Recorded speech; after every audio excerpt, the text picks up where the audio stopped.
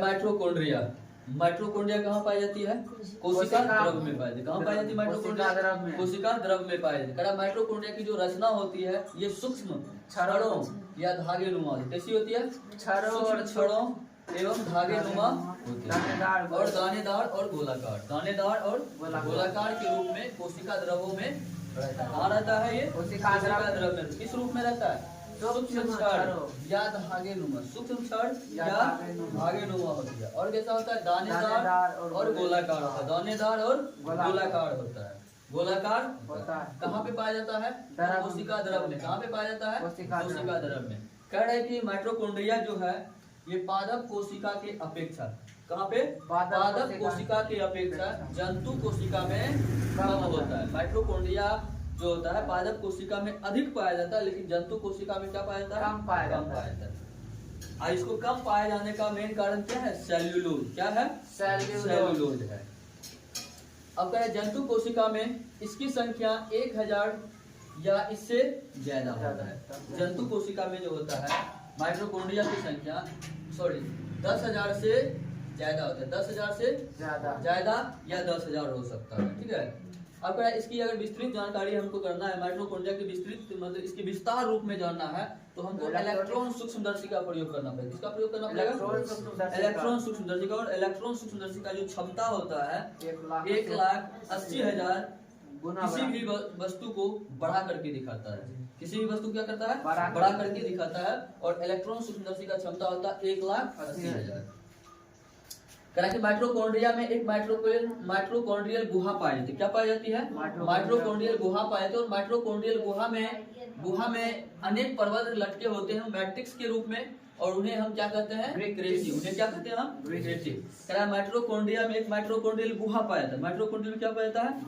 एक माइटोकॉन्ड्रियल गुहा पाया जाता है। और गुहा में मैट्रिक्स में पर्वत लटके हुए रहते हैं। क्या रहते हैं? मैट्रिक्स में अनेक पर्वत लटके हुए रहते हैं, और उन्हें हम क्या कहते हैं? क्रेस्टी। उन्हें हम क्या कहते हैं? क्रेस्टी। अब कह कि माइटोकॉन्ड्रिया का डीएनए जो होता है और राइबोसोम जो होता है ना अपना होता है। माइटोकॉन्ड्रिया में डीएनए क्या होता है? अपना। माइटोकॉन्ड्रिया का डीएनए अपना होता है और राइबोसोम भी क्या होता है? अपना होता है। कह कि माइटोकॉन्ड्रिया को कोशिका का ऊर्जा गृह कहते हैं। माइटोकॉन्ड्रिया को क्या कहते हैं? Power house. कोशिका का ऊर्जा गृह कहते हैं इसे, या पावर हाउस ऑफ सेल कहते हैं। क्यों कहा जाता है? क्यों कहा जाता है? क्योंकि इसमें जो होता है ना कोशिकीय शोषण के एंजाइम में भोजन का क्या होता है? पूर्ण ऑक्सीकरण होता है। पूर्ण ऑक्सीकरण होता है। क्यों क्या होता है इसमें? कह रहा है कि कोशिकीय शोषण के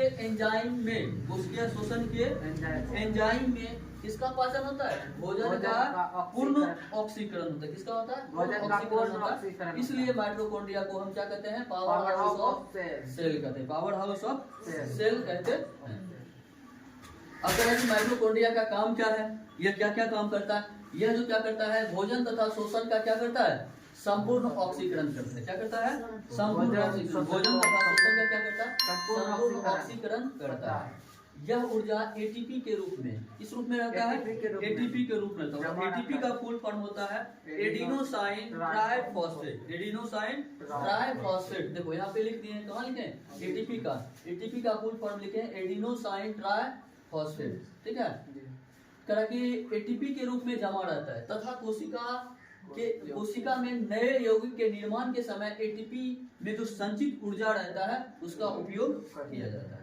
कह कि कोशिका में नए यौगिक के निर्माण के समय ऊर्जा जो एटीपी के रूप में संचित रहता है उसका प्रयोग किया जाता है। ठीक है। अब कह क्रिस्टी से अंदर की झिल्ली की सतह को बढ़ाने का काम करता है। माइटोकॉन्ड्रिया जो है माइटोकॉन्ड्रिया ये क्या करता है? क्रिस्टी में जो सतह रहता है और सतह पे जो झिल्ली पाया जाता है उस झिल्ली को बढ़ाने का काम करता है। क्या करता है?